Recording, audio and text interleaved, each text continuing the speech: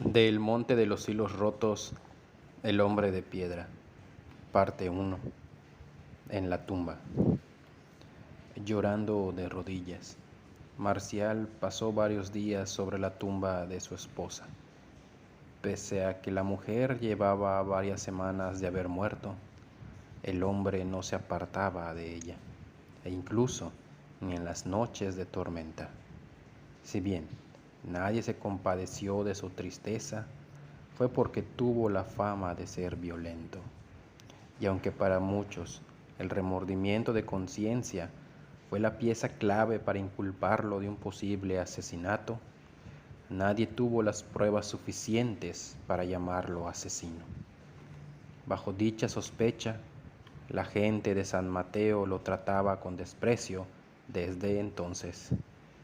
Un par de años después de la muerte de Margarito, pese a que las cosas parecían mejorar en el pueblo después de la temporada de obscuridad y de suicidios, nadie estuvo preparado para lo que sucedió aquel día.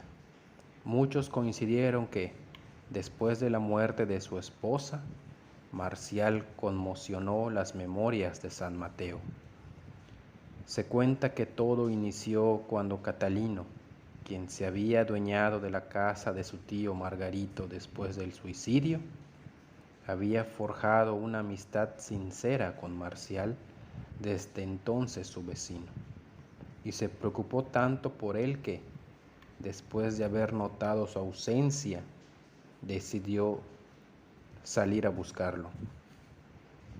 A consecuencia del mar de nubes negras en el cielo de aquel día, una calma descomunal que se prolongaría varias horas, abrió una de las profecías que integraban el acervo mitológico de cataclismos en San Mateo, pues muchos decían que un huracán postergado varios años venía a destruir al pueblo en un final apocalíptico.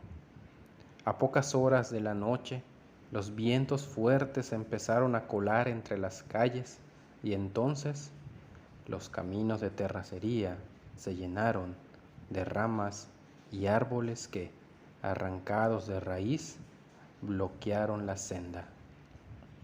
Preocupado por la inminente tempestad, Catalino corrió bajo la bóveda silvestre del camino principal que sacudía por los vientos violentos aires. Se abría y se derrumbaba frente a sus ojos. A la distancia y en medio del derrumbe vislumbró la silueta de un sujeto inmóvil frente a la iglesia.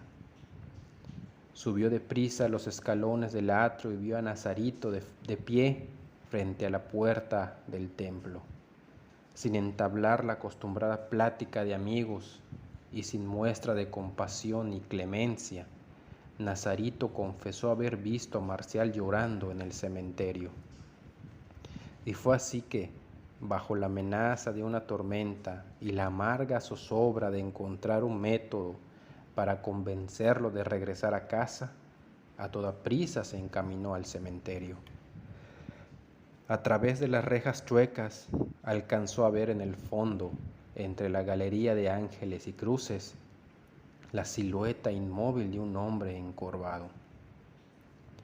Empujó la reja y el sonido metálico entre las tumbas se consumió con el rayo que partió la cresta más alta del cerro. Nervioso, y pese a no ser muy devoto a todo el asunto de los muertos, entró con respeto. Tras sortear las hierbas y santos de piedra, caminó con cautela hasta el hombre.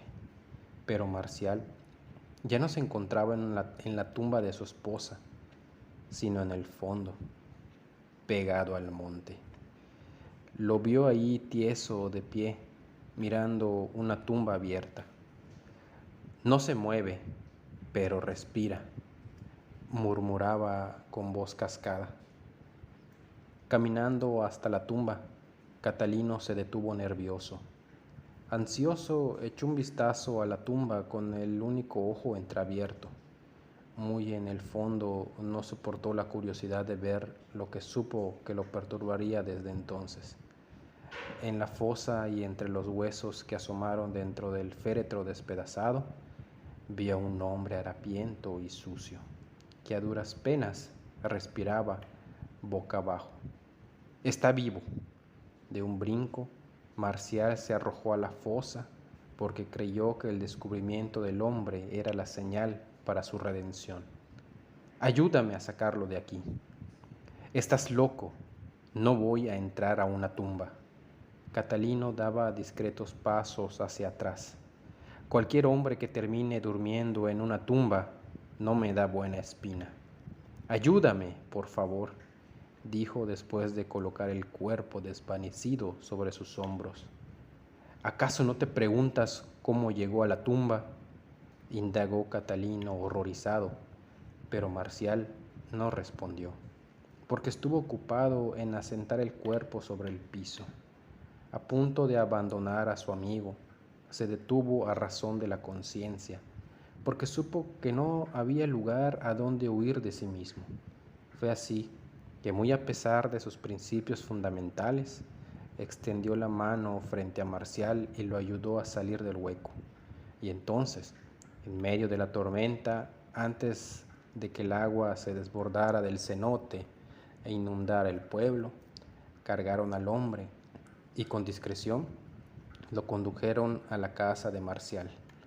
La verdad fue que muy pocos vieron la torpe marcha de los tres sujetos bajo la tormenta, pero quienes lo hicieron, gracias a los rayos que alumbraron los caminos de terracería, lograron distinguir el rostro descompuesto de aquel hombre desconocido. Fue así como el rumor de la aparición de un extraño sujeto de melena hirsuta y largas barbas pronto fue noticia en San Mateo. Las historias de su procedencia se desbordaron e incluso algunos concluyeron que se trataba del mismito Ixmen, el guía del pueblo, el curandero, el nuevo gran sacerdote prometido por los dioses de antaño. Y por esa misma razón, nadie se atrevió a delatar a Marcial.